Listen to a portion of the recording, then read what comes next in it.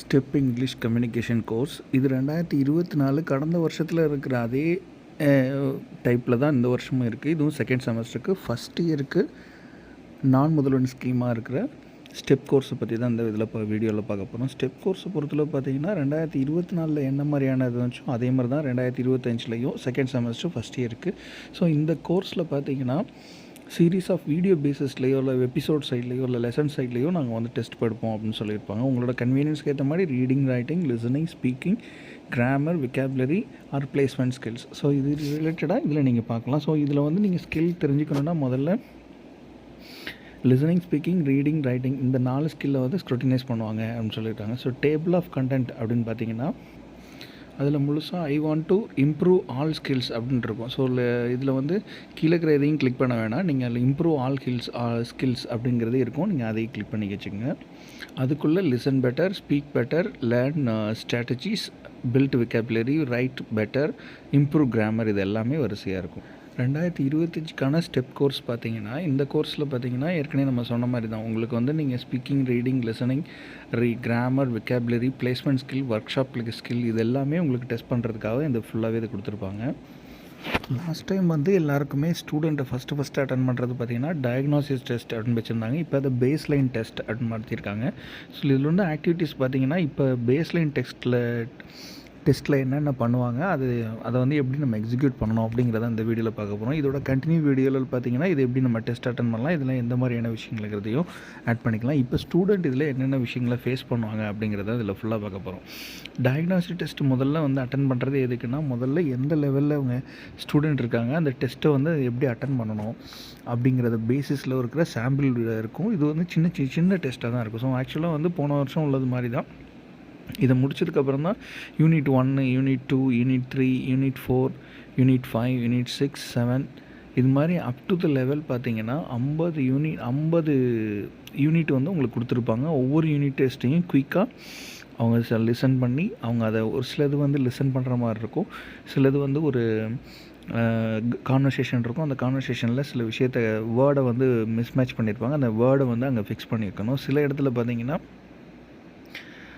Test level பார்த்திங்கன்னா ஒரு reading காம்ப்ரிஹென்ஷனாக இருக்கும். சில இடத்துல கிராமர் ஃபிக்ஸ் பண்ணுற மாதிரி வச்சுருப்பாங்க. சில இடத்துல வந்து பார்த்திங்கன்னா கிராமரோட அண்டர்ஸ்டாண்டிங்கில் இந்த இடத்துல இது கரெக்டாக இருக்கா அப்படின்னு செக் பண்ண சொல்லுவாங்க. சில இடத்துல விக்காபுலரி டெஸ்ட் வைப்பாங்க. இது வந்து லிசனிங், ரீடிங், ஸ்பீக்கிங், ரைட்டிங்னு இது 4 விஷயம் இருக்கிறதுனால சில இடத்துல ஹெட்ஃபோனை யூஸ் பண்ணி நீங்கள் பேசுகிற மாதிரி இருக்கும். சில இடத்துல ப்ரொனன்சியேஷனை செக் பண்ணுவாங்க. சில இடத்துல வந்து உங்களோட style of way of speaking எப்படி இருக்குன்னு சொல்லுவாங்க. இந்த 50 யூனிட்டை முடிச்சதுக்கப்புறம் கடைசியில் தான் சர்டிஃபிகேஷன் டெஸ்ட் வந்து கடைசியில் நீங்கள் அது ஒரு டேட் ஃபிக்ஸ் பண்ணி ஒவ்வொரு யூனிவர்சிட்டிக்கும் ஒரு டைமிங் லைனை கொடுத்து அந்த டயத்தில் தான் அதை முடிக்க சொல்லுவாங்க. இப்போ பேஸ்லைன் டெஸ்ட்டில் வந்து ஸ்டூடெண்ட்ஸ் என்னென்ன விஷயத்தை இஷ்யூ ஃபேஸ் பண்ணுறாங்கிறத இப்போ இந்த வீடியோவில் பார்க்கலாம்.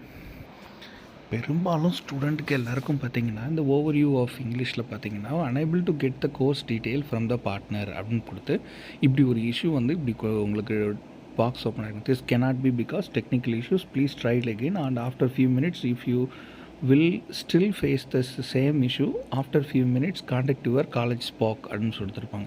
இது ஆக்சுவலாக வந்து நெட்வொர்க்கில் உள்ள இஷ்யூஸ் இல்லைன்னா டெக்னிக்கல் இஷ்யூஸாக இருக்கும். உங்களோட மொபைல் வந்து நெட்வொர்க் கரெக்டாக இருக்குது, அதே மாதிரி நீங்கள் கொடுத்துருக்குற நெட்வொர்க்கில் வந்து உங்களுக்கான ஃபிக்ஸ் பண்ணுறதுல டெக்னிக்கல் இஷ்யூ இருக்குது.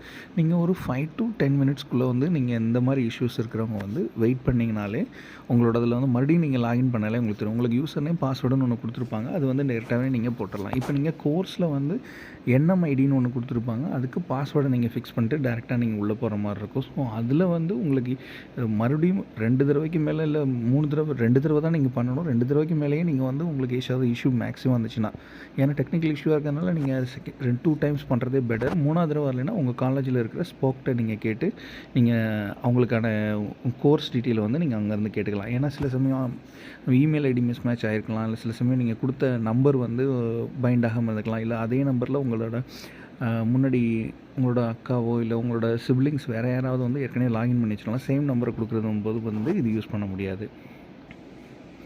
அடுத்த இஷ்யூ என்னென்னா ஸ்டூடெண்ட் வெரிஃபிகேஷன் அப்படின்னு இருக்கும். சில பேருக்கு பார்த்தீங்கன்னா இமெயிலும் சரி ஃபோனும் சரி வெரிஃபிகேஷனுக்காக வெயிட் பண்ணிக்கிட்டு இருக்கும். வெரிஃபை இமெயில் அட்ரஸ் அப்படின்னு சொல்லுவாங்க. ஸோ அந்த இமெயில் அட்ரஸ்க்கு வந்து ஒன் டைம் பாஸ்வேர்டு ஒரு தடவை ஒன்று அனுப்புகிறேன்னு சொல்லியிருப்பாங்க.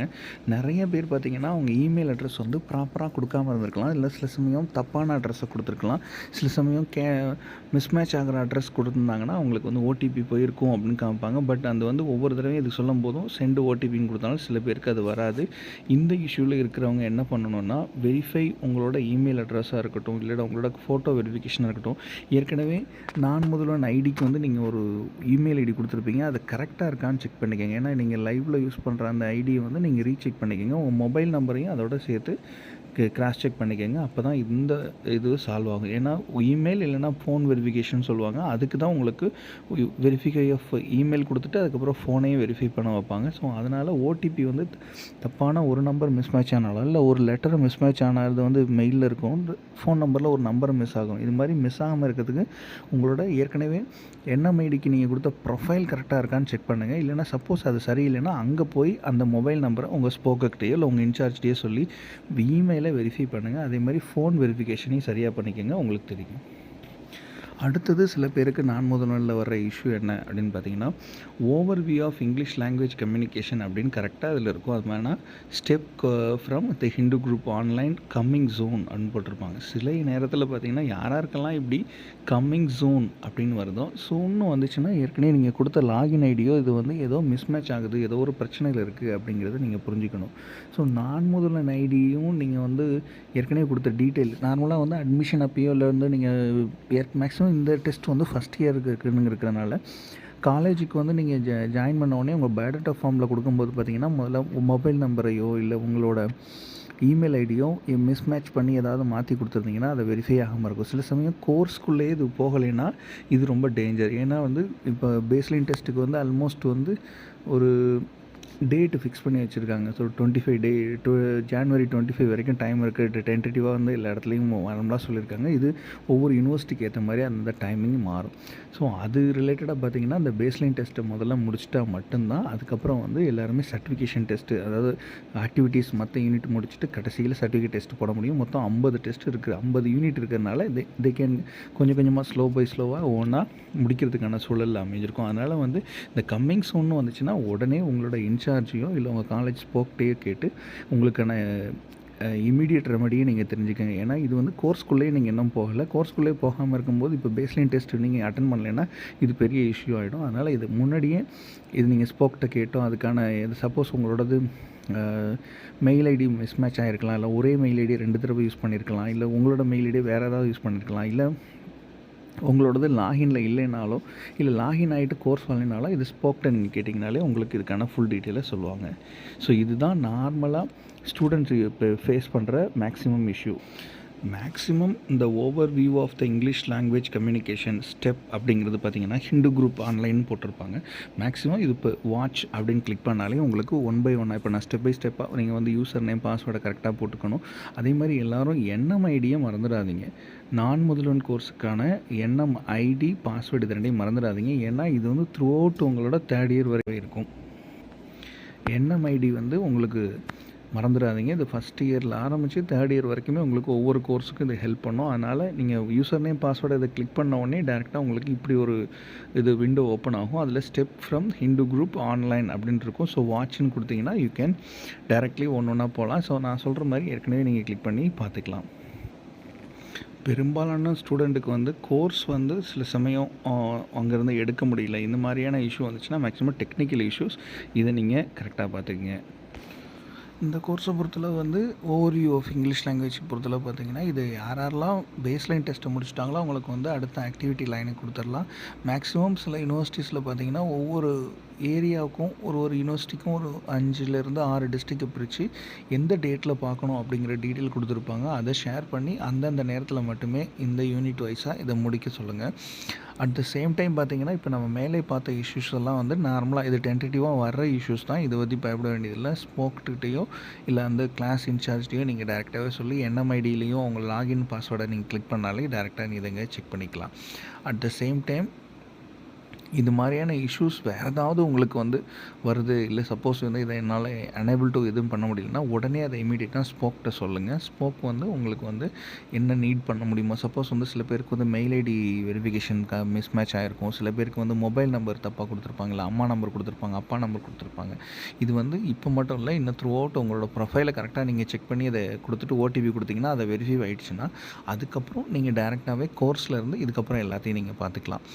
ஸோ இது மாதிரியான நான் முதல்வனை பொறுத்தளவு பார்த்திங்கன்னா இந்த வருஷத்துக்கான 2025க்கான ஓவர்வியூ ஆஃப் இங்கிலீஷ் லாங்குவேஜ்க்கான கோர்ஸில் வந்து இருக்கிற பேசிக்காக இருக்கிற ப்ராப்ளம்ஸ் வந்து இதுதான். இது இல்லாமல் இந்த மற்ற டெஸ்டஸ்லாம் எப்படி இருக்கும், அதில் என்ன மாதிரியான விஷயத்தை ஸ்ட்ராட்டஜி பண்ணுங்கிறத அடுத்த வீடியோவில் நம்ம போடுறோம். மறக்காமல் இந்த சேனலை சப்ஸ்கிரைப் பண்ணி பாருங்கள். பெல் பட்டன் கிளிக் நோட்டிஃபிகேஷன் கொடுங்க. ஃப்ரெண்ட்ஸ் அண்ட் ஃபேமிலிக்கு ஷேர் பண்ணி சப்ஸ்கிரைப் பண்ண சொல்லுங்கள். Thank you so much for your support. மறக்காமல் சேனலை சப்ஸ்கிரைப் பண்ணி பாருங்கள். நிறைய பேருக்கு இதை ஷேர் பண்ணி அவங்களையும் சீக்கிரம் அதை முடிக்க வைங்க. Thank you so much for your support. Thank you.